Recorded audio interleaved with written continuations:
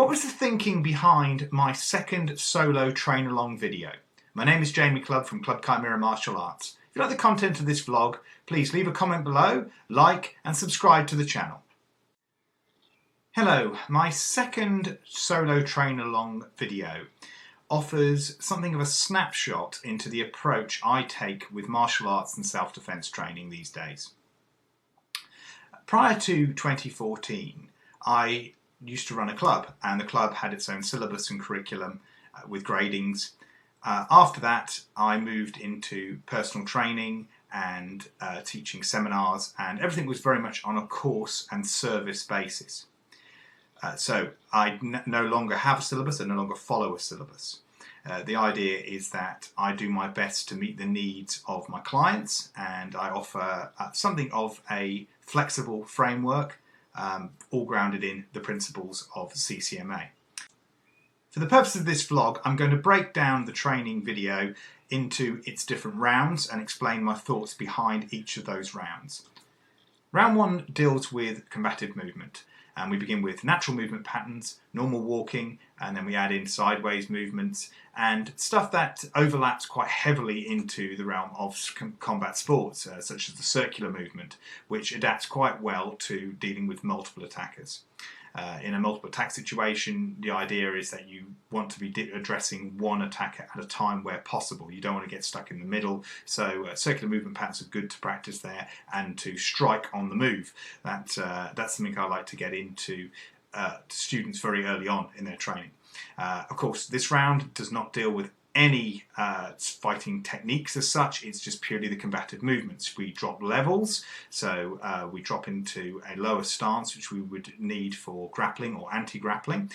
We go onto one knee. I call that combat base, which clearly I get from Brazilian Jiu-Jitsu, such as also the seated position, which I label butterfly guard. They're just shortcut references. In essence, I just ask you just to train how to fight from kneeling, train how to move around comfortably as possible from a kneeling position and under pressure in a kneeling position, and also from a seated position, the butt scooting position, and also from our backs. So we need to be able to move around from all these different areas in a natural way as possible, and most importantly being able to transition effectively from these different positions. We bring our hands up. Again, it's not specifically in a guard, it's in an active position. So that's fairly consistent between whatever area of combat that you're doing, that you do need your hands up once things have kicked off, once you are in a fight situation, whatever posture you find yourself in. So although we wouldn't typically choose to be in any other position other than standing, if we find ourselves in one of those positions, we need to be active and being able to transition effectively through these different postures and different compromised positions. So to focus purely on things like posture, movement, footwork, it can be quite a hard task. But then again, as we know, we're only as good as our foundations, and it doesn't get more fundamental from a combative perspective than doing the footwork and doing movement. So yeah, it's an important round. It's not just your warm-up. We've done a warm-up prior to this already. We've done 10 minutes of it. So you're already inactive. Now you want to be in a combative mind and focusing on where you would be positionally. You need to be visualizing the purpose of all these movements. Why do you angle off? Why would you move backwards? Why would you move forwards? Why would you do lateral movement? And why keep your hands active in all these different postures, from the knee, from a kneeling position, from a seated position, from the back. Round two is the pure self-defense hard skills round. You've got 3 minutes to shadow self-defense techniques. And the trouble is, there really are none. It's completely principle based, and my view is that self-defense, in order to be effective, needs to be conceptual in design. Whereas martial arts, whether we're talking about combat sports, traditional martial arts, performance martial arts, is technique based. What happens is, in the traditional martial arts world, is that they'll have a battlefield system that they codify. They collect together, they train, they refine, and it gets codified as a quick way to teach students. There's an effective way to teach students and to record information. And there's nothing wrong with that. In fact, that is what gives us our rich base to draw upon.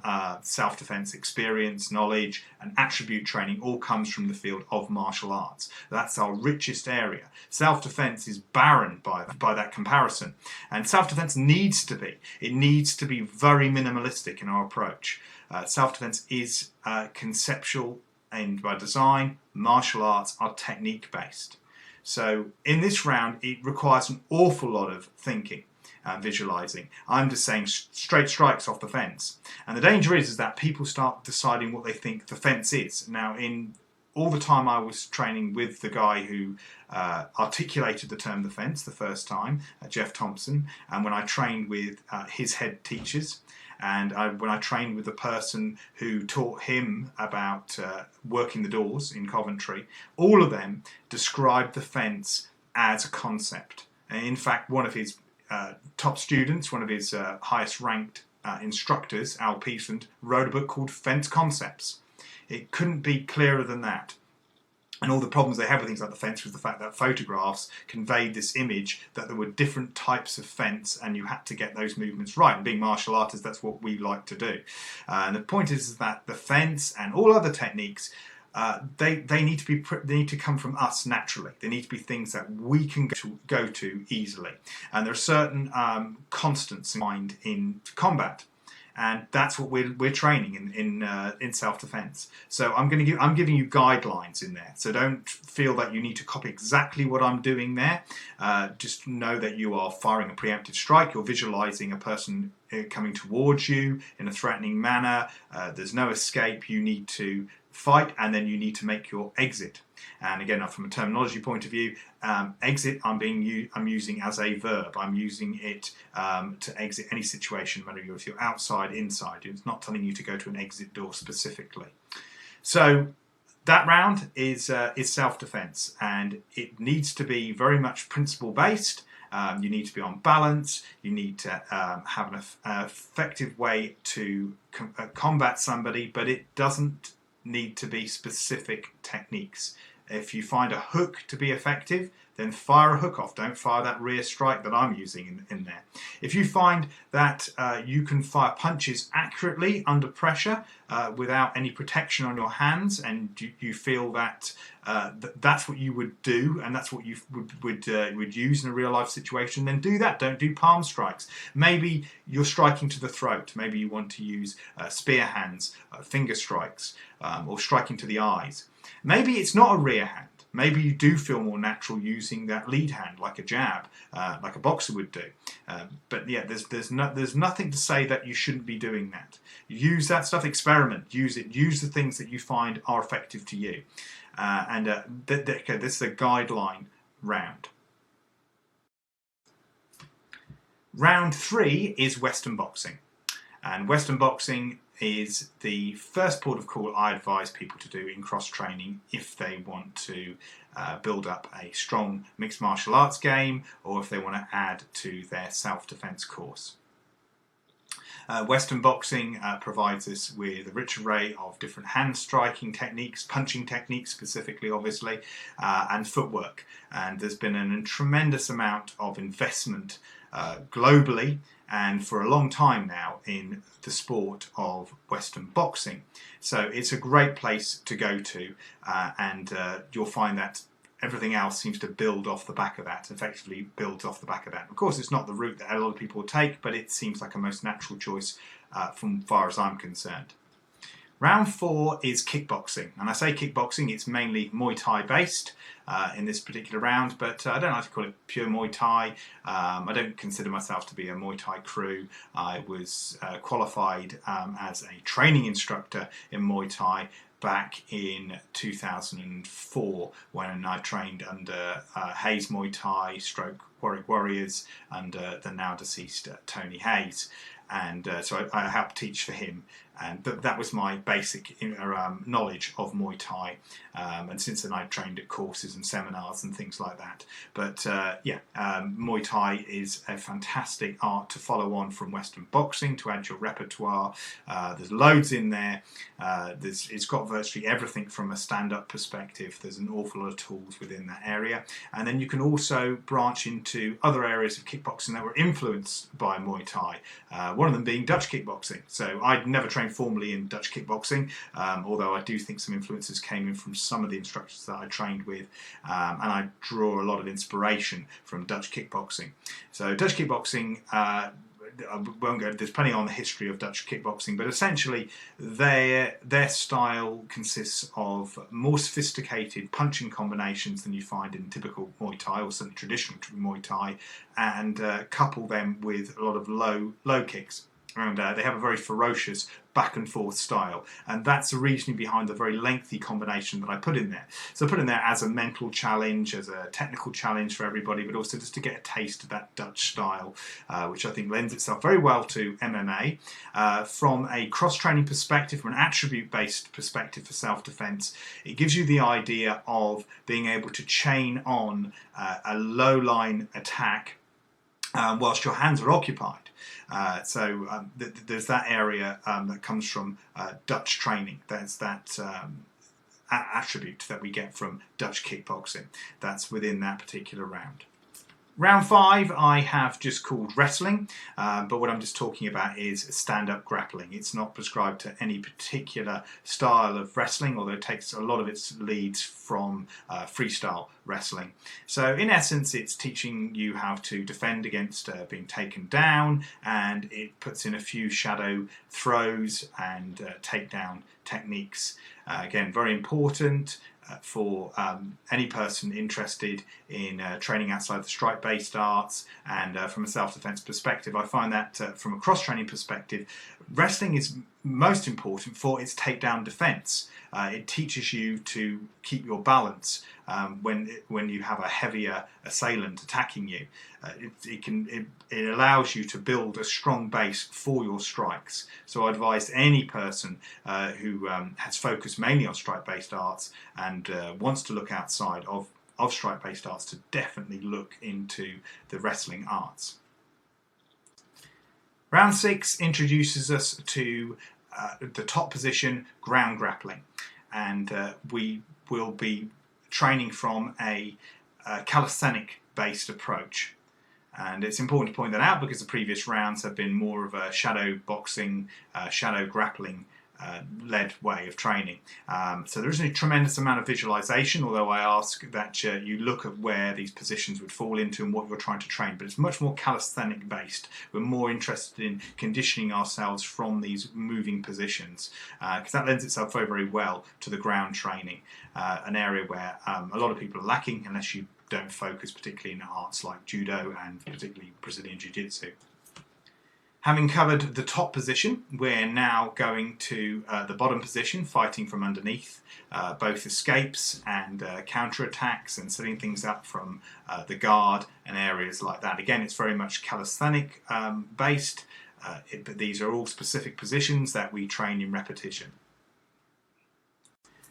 Round 8 brings all the combat sport orientated rounds together into a mixed martial arts round. So it speaks for itself, but the idea is that now we are making sure that we're layering on strikes into all the grappling positions, including the groundwork and the defences as well from those different areas. And we're also linking stuff together in transition. The transitions are so important. So I'm chaining on combinations and likely scenarios. A classic example would be hand striking a combination into a sprawl and then a double leg takedown. So when you're sprawling in that particular position, I want to imagine that you're going to go for a sort of a guillotine or some form of choke position there. That fails, and then you drop down to deliver a double leg takedown on your opponent who's got up from you sprawling. So that just gives you a visualization cue. And this is training within the whole realm of mixed martial arts.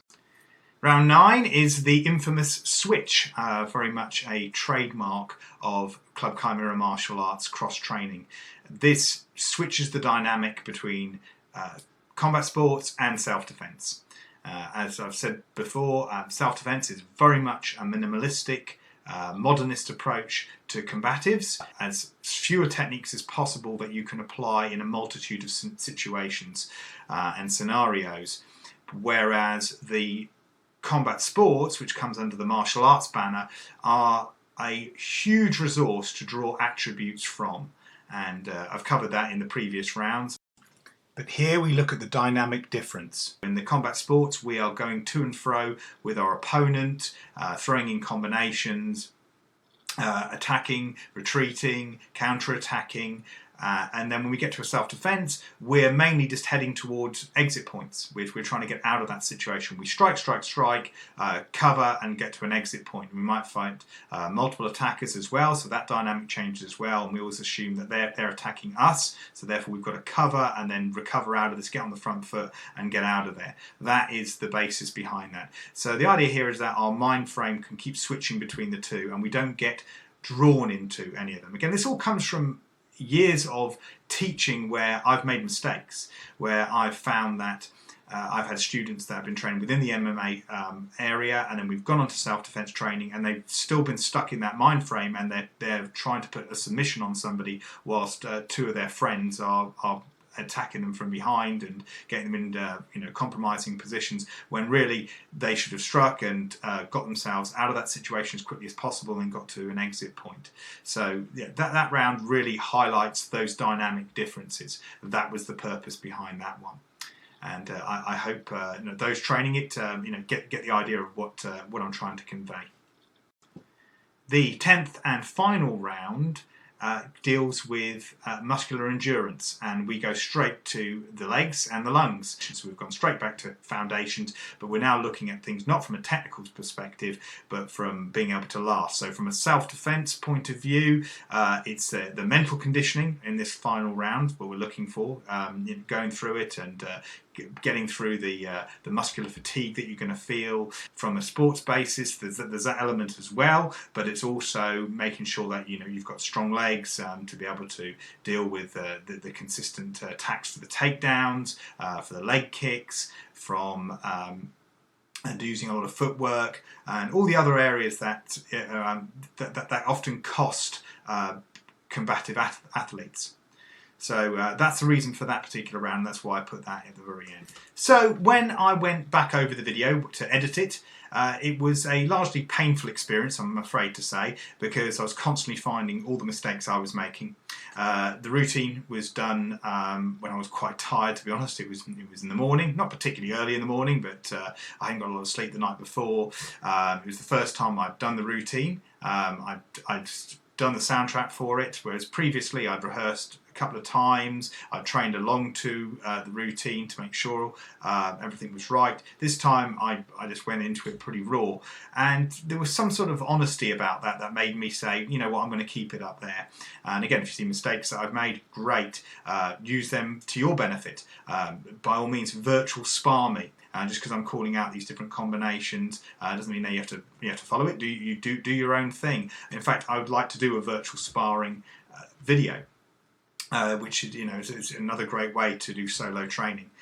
Those of you who have attended some of my other webinars and done some other training will know that I'm a big fan of watching videos of fights and using those as training tools. Training tools directly, where you snap your fingers to begin with when you see openings, when you see weaknesses in opponents that you've chosen when you've been watching a fight, and then you then translate that into making strikes or making combative movements whenever you see them. So you're programming in that connection, that mental connection to those openings, and then finally to changing into a shadow boxing experience. Watch a fight and choose your opponent. in that particular fight, and then respond to his weaknesses and his openings, and also defend against his attacks or her attacks. So yeah, that's just something worth bearing in mind when we're looking through it. So yeah, it's a fairly raw form from far as I'm concerned from my performance. Not me at my best. But at the same time, I'd like to think that it's me training with you as I am, and not a endlessly rehearsed routine that I'm putting across.